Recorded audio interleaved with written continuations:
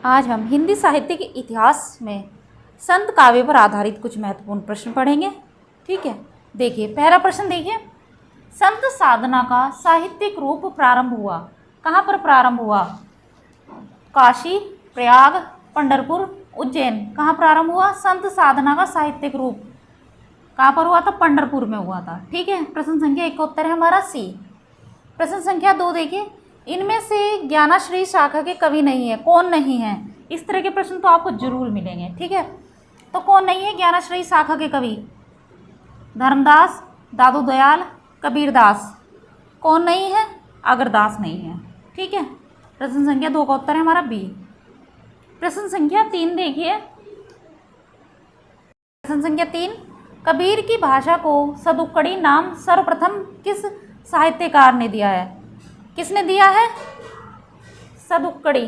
कबीर की भाषा को सदुक्कड़ी नाम सबसे पहले किसने कहा? किस साहित्यकार ने कहा है? डॉक्टर श्याम सुंदर दास, आचार्य रामचंद्र शुक्ल, डॉक्टर नगेंद्र या फिर हजारी प्रसाद द्विवेदी। किसने कहा है?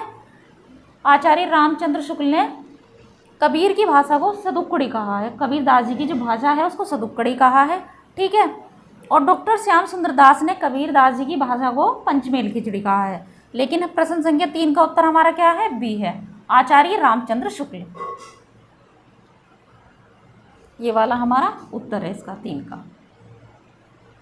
प्रश्न संख्या 4 देखिए, हरडे वाणी एवं अंगवधु किसकी वाणी के संकलन है? किसकी है? प्रश्न संख्या 4 में ए ऑप्शन है, बी ऑप्शन सही है, कौन सा सही है?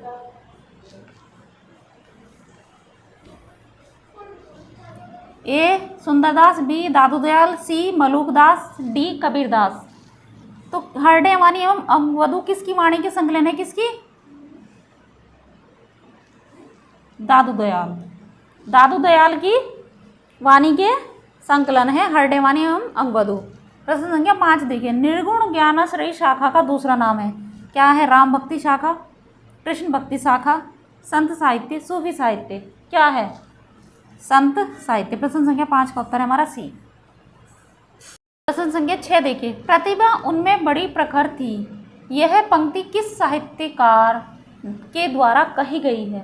मतलब प्रतिभा उनमें बड़ी प्रखर थी, यह पंक्ति है, यह पंक्ति किस साहित्यकार के द्वारा कही गई है? किस साहित्यकार के द्वारा कही गई है? डॉक्टर नगेंद्र, बी श्याम सुंदर दास, सी डॉक्टर राम मूर्ति त्रिपाठी या डी आचार्य रामचंद्र शुक्ल। किसके द्वारा कही गई है पंक्ति? बताइए।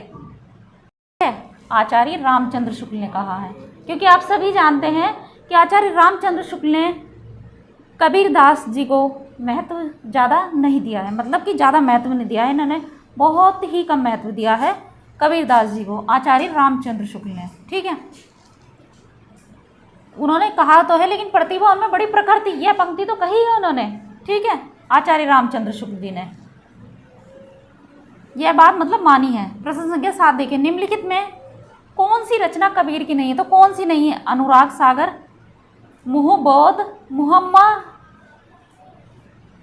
मुहम्महाबोध, सी ज्ञान सागर या डी हंसावली। तो कौन सी नहीं है? डी हंसावली नहीं है। कबीरदास जी ने लिखी तो है लेकिन हंस मुक्तावली के नाम से लिखी है। किससे लिखी है? इन्होंने, कबीरदास जी ने हंस मुक्तावली, मुक्तावली इस नाम से है, हंसावली नहीं है इनकी रचना। संख्या 8 देखिए, संत रैदास के गुरु हैं, कौन है? बताइए। ए रामानंद, बी दादू दयाल, सी हरिदास या डी ज्ञानदेव। कौन है संत रैदास के गुरु? रामानंद। ठीक है, रैदास रामानंद के शिष्य थे। ठीक है, प्रश्न संख्या 9 देखिए, निम्नलिखित में से किस संत कवि के पदों का संकलन सातवानी सीरीज में किया गया है? सातवानी सीरीज में किस संत कवि के पदों का संकलन किया गया है? कबीर, रैदास, अग्रदास या नाभादास। किसका किया गया है? रैदास के पदों का संकलन, क्योंकि इनकी रचनाएं ज़्यादा मिलती नहीं हैं, कि जो भी हैं, जो भी पद इनके मिले हैं वो सातवानी सीरीज में संकलित किए गए हैं रैदास के। प्रश्न संख्या 10 देखिए, श्रृंगार रस का घोर विरोधी कवि है, कौन है इसमें से? श्रृंगार रस, जिसने श्रृंगार रस का घोर विरोध किया है, तो कौन कवि है इसमें से? तुलसीदास, कबीरदास, सी दादू दयाल या डी सुंदरदास। तो कौन है इसमें श्रृंगार रस के घोर विरोधी कवि? सुंदरदास।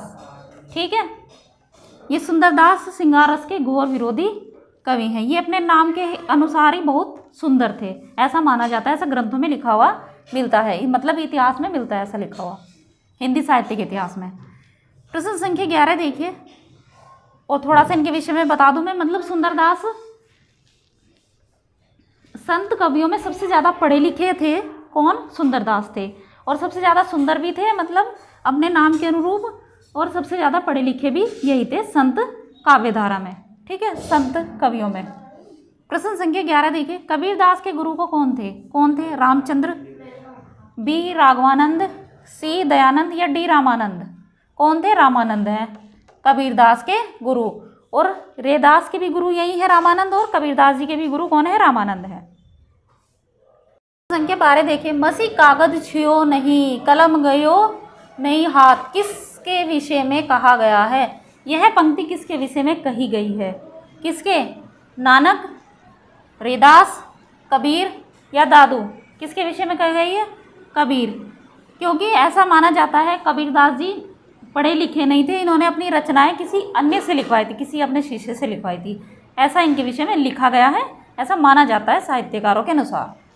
ठीक है, लेकिन अब इनके जो लिखे हुए हैं ग्रंथ, मतलब तो ऐसा भी लगता है कि जैसे इन्होंने खुद ही लिखे हो, तो पूरी तरह से कौन सी बात शुद्ध है और कौन सी नहीं ये नहीं कहा जा सकता। लेकिन ये पंक्ति इनके विषय में ही प्रचलित है कि मसी इन्होंने कागज छुआ नहीं है, कलम इनके हाथ में नहीं गई है, और इन्होंने बहुत सारी रचनाएं लिखी हैं। ठीक, तो कबीरदास जी में। प्रश्न संख्या 13, संत कवि गुरु नानक देव का जन्म कहाँ हुआ था? कहाँ हुआ था? अमृतसर, बी तलवंडी, सी नांदेड़ या डी नानकाना। कहाँ पर हुआ था?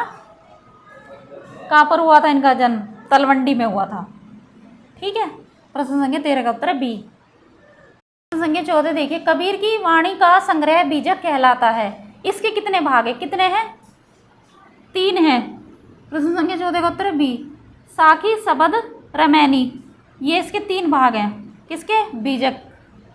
बीजक में कबीरदास जी की 3 भाग संग्रहित हैं, साखी, सबद, रमैनी। ठीक है, प्रश्न संख्या 15 देखिए, निम्नलिखित में से कौन सी रचना नानक देव की नहीं है? तो कौन सी नहीं है? विवेक सागर, बी असादीवार, सी जपूजी या डी सोहिला। तो कौन सी नहीं है इसमें? विवेक सागर नहीं है, यह रचना कबीरदास जी की है, विवेक सागर। ठीक है, बाकी जपूजी, असादीवार, सोहिला ये सभी गुरु नानक देव जी की रचनाएं हैं। प्रश्न संख्या 16 देखिए, किस संत कवि का जन्म काल 1398 ईस्वी है?